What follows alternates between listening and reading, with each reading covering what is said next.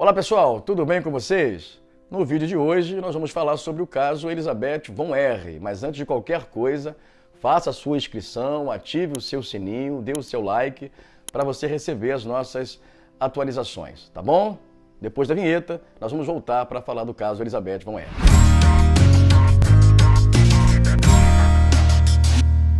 Então pessoal, Elizabeth von R. era uma jovem de 24 anos, uma jovem húngara, que procura Freud porque ela começa a sentir dores nas suas pernas, né? E muita dificuldade de locomoção. Ela não conseguia se locomover por conta das dores que ela sentia. Freud chama esse caso de conversões histéricas, né? É a parte somática, quando o corpo passa, através de sintomas, reproduzir os elementos que acontecem lá no inconsciente, né?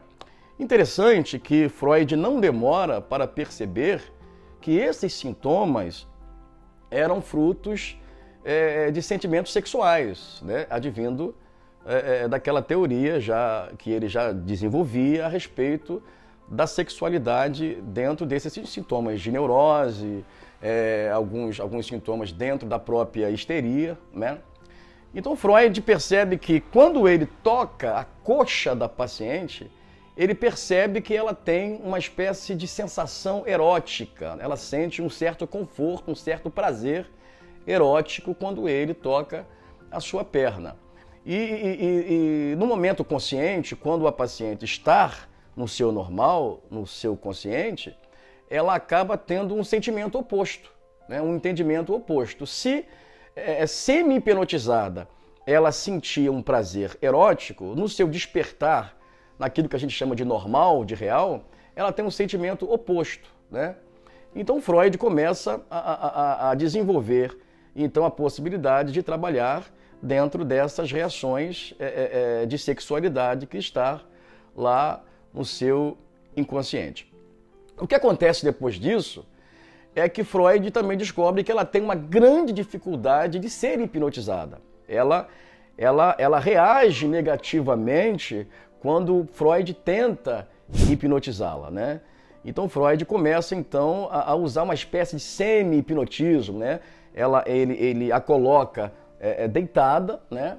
Pressiona com a sua mão, com o seu dedo na sua testa e a leva a ficar como se estivesse concentrada dentro da análise, dentro do percurso da análise, né? E Freud começa a deixar Elizabeth livre para falar o que viesse sobre a cabeça. E aquele método era um método novo, que ainda estava sendo trabalhado pelo médico.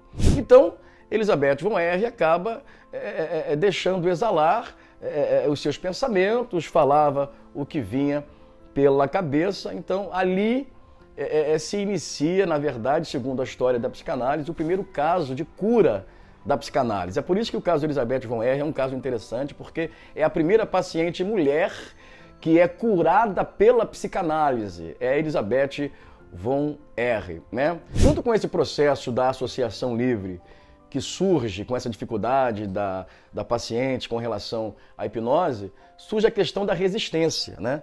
Freud percebe que Elizabeth von R. acaba tendo dificuldade com alguns pensamentos. Ela se esquece, ela mostra um silêncio muito expressivo durante o percurso da análise, e Freud entende que ali surge um sintoma chamado resistência, que faz parte da patologia existencial na Elizabeth von R. Então Freud, dentro dessa questão da associação livre, e já sabendo que ela desenvolve questões advindas da sexualidade, desse prazer erótico reprimido pelo seu inconsciente, ele acaba descobrindo que ela desenvolvia um certo desejo afetivo, sentimental, erótico, sexual, coisas do gênero, né? Relacionado ao marido da sua irmã, né? Ao seu cunhado, né? E isso, de certa forma, estava reprimido. Esse sentimento era que estava refletindo no seu quadro histérico.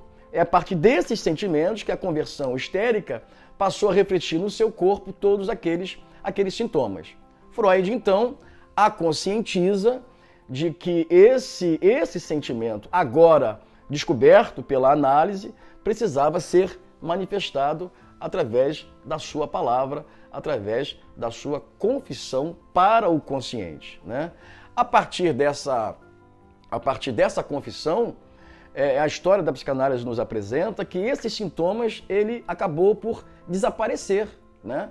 Freud, esse caso parece que demora, a análise entre Freud e Elisabeth von Ehre dura pouco mais de um ano, né? Em 1892 o quadro se inicia, em 1894 Freud recebe a notícia de que ela estaria numa festa, num baile, né?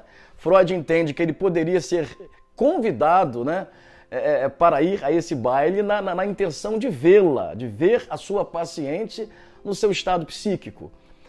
Então ele vai até o baile e chega lá e ele encontra a sua paciente com um desenvolto muito interessante que percebe-se ali a cura, então, através da sua análise. Mais tarde, né, a história nos diz que a própria mãe de Elisabeth von Ehre confirma que, de verdade, ela desenvolvia esse sentimento pelo cunhado, né? E a enfermidade da irmã, o falecimento da irmã, acabou produzindo todos aqueles sintomas que Elisabeth von Ehre acabava sentindo durante a exposição do tratamento com Freud. Tá? A gente entende que o caso de Elisabeth von Ehre foi um caso que aguçou, né, todos aqueles desejos de Freud de sair daquela caixinha, né, do tratamento histérico através da hipnose. Freud ali, ele concretiza a sua teoria de que a hipnose não resolvia e que nem todos os pacientes estavam acessíveis ao ato de hipnotizar-se, né? Freud, então, ele sai dessa caixinha da hipnose, estabelece, né, a ferramenta da associação livre e começa, então, a trazer, de fato, a cura para neuroses e alguns casos de histeria pela associação livre. Tá bom, pessoal? Chegamos ao final do nosso vídeo e eu espero você na nossa próxima análise de casos de Freud.